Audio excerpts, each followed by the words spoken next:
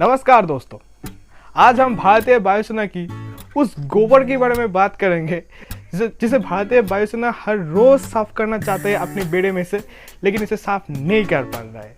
लेकिन इस गोबर की अहमियत पहले था, लेकिन ये अब गोबर से भी ज्यादा टट्टी बन गया है, लेकिन इसे भारतीय वायुसेना रिप्लेसमेंट नहीं कर पा रहा है। तो इस टट्टी के बारे में आज हम बात करेंगे। जी हाँ, इस टट्टी का नाम है MiG-21 बाइसन। ये वही भैंस है जो आसमान में अब उड़ नहीं सकता। भारतीय वायुसेना इसे धकेल धकेल के उड़ाएगा और अभिनव चौधरी जैसे होनहार पायलट की शहीद होके ऐसे ही मारे जाने वाले हैं।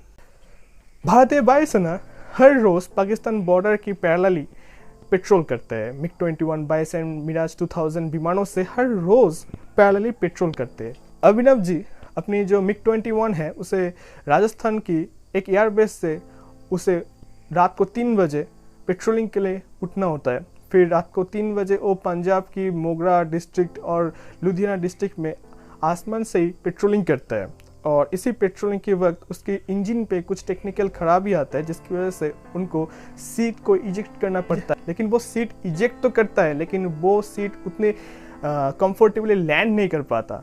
उसे कंफर्टेबली लैंड नहीं कर पाने की वजह से उनका स्पाइनल कॉर्ड पे फ्रैक्चर हो जाता है और वो मारे जाते हैं, वो शहीद हो जाता है।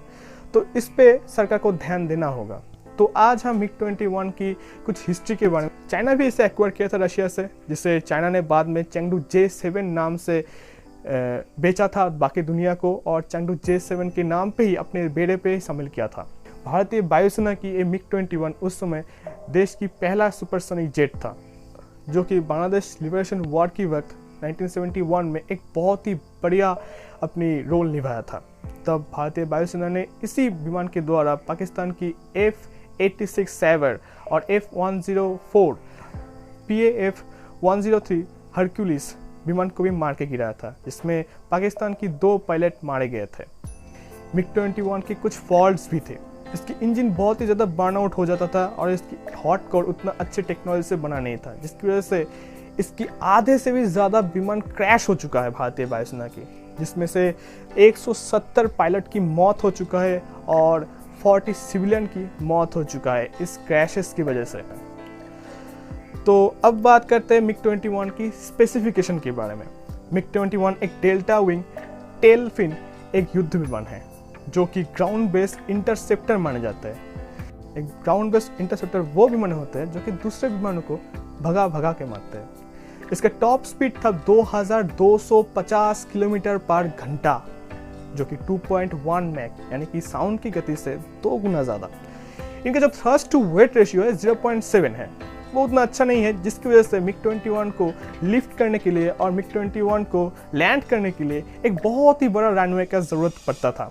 जबकि राफेल जो भारतीय वायुसेना में अब आ रहा है उसका थ्रस्ट टू वेट रेशियो 1.5 है, और मिराज जो कि भारतीय वायुसेना की रीढ़ की हड्डी माना जाता था, और सुखोई 30 MKI है जो कि भारतीय वायुसेना की रीढ़ की हड्डी माना जाता है, उन सब का थ्रस्ट टू वेट रेशियो है करीब 1 और 1.2। आप यकीन नहीं मानोगे, MiG-21 2010 के पहले भारतीय वायुसेना ही नहीं, करीब 60 से ज़्यादा देश सोवियत यूनियन से ये विमान को खरीदा था, और F-16 के बाद ये दुनिया के सबसे ज़्यादा बेचे जाने वाले विमान में से थे, जिसे सोवियत यूनियन में करीब 12,000 नंबर पे बनाया था। इसी विमान को 1980 में सोवियत यूनियन में अपने बेड़ों में से रिटायर कर दिया था, इसके कुछ खराबी के चलते। लेकिन भारतीय वायुसेना आज भी इसे इस्तेमाल करते हैं। वायुसेना की जो पायलट्स है वो आज भी मौत के घाट पे चले जा रहे हैं, शहीद हो जा रहे हैं।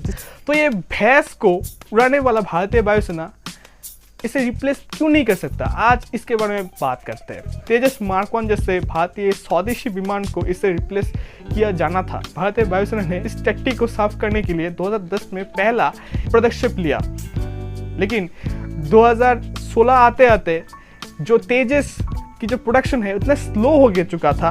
हम लोगों की जो भरोसेमंद सबसे अच्छा विमान निर्माता कंपनी हाल, इसकी प्रोडक्शन इतना स्लो है, बोला जाए तो ये कछुआ है। जिससे अगर कछुओं की जो थंब होता है ना, थंब में ग्लू लगाने के बाद कछुओं की जो स्पीड है उससे अगर रिकॉर्ड किया जाए, उससे भी ज्यादा स्लो चलते हैं हल।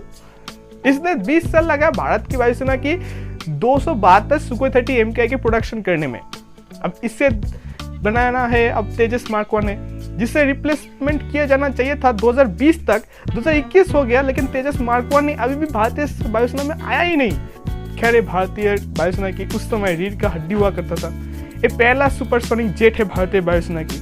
लेकिन ये जो भैंस की टट्टी है, इसे साफ करने के लिए जो पहला जो पदक्षेप है कि हल की प्रोडक्शन लाइन को और भी ज़्यादा तेजी से बढ़ाना होगा, ताकि तेजस मार्क 1 का प्रोडक्शन बहुत ही जल्दी से हो।